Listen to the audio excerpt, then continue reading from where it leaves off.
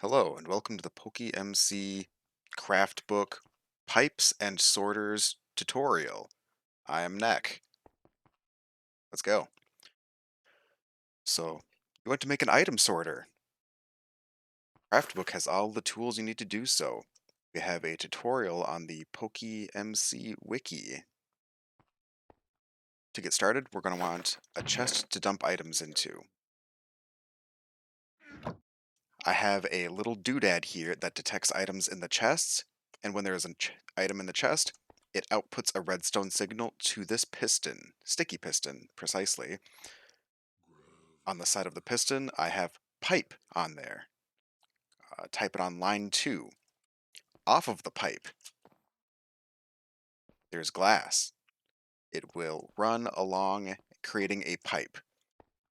Do not create branching intersections with this pipe. Have it be a nice linear line. It can bend if you'd like it to, but it can't be branching off. So I couldn't place a glass piece like this and have it work because the atoms need to go unidirectional.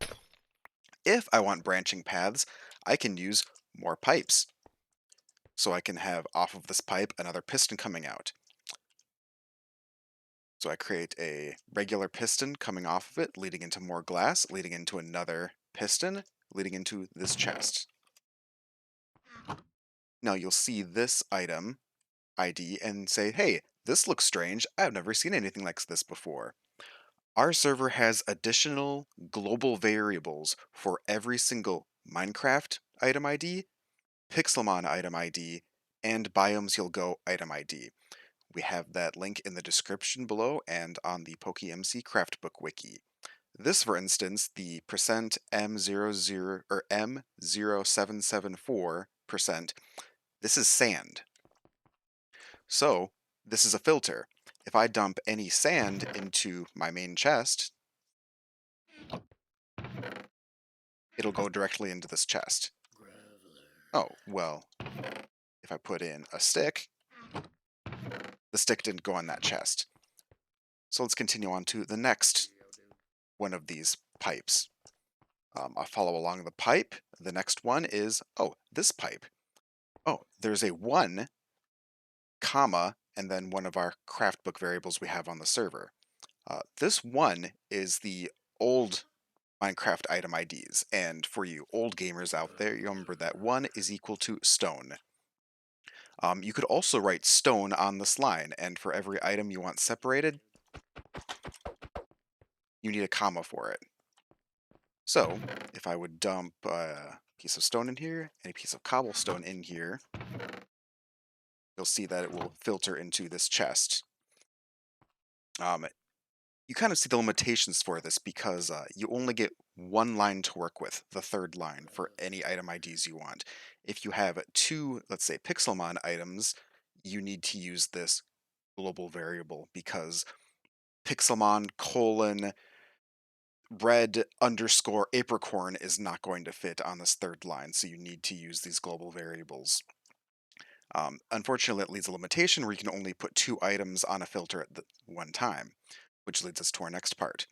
Following the pipe to the next one, I have a regular piston coming out, and we're going into a sorter. So any block you want, put a chest on top of it, and make a sorter.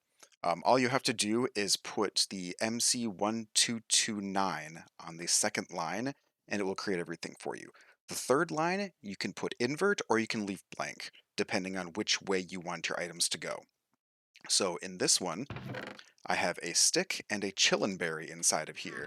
So let's see. I'll put in a couple sticks and a couple chillin berries. Server lagged for a second. There it goes.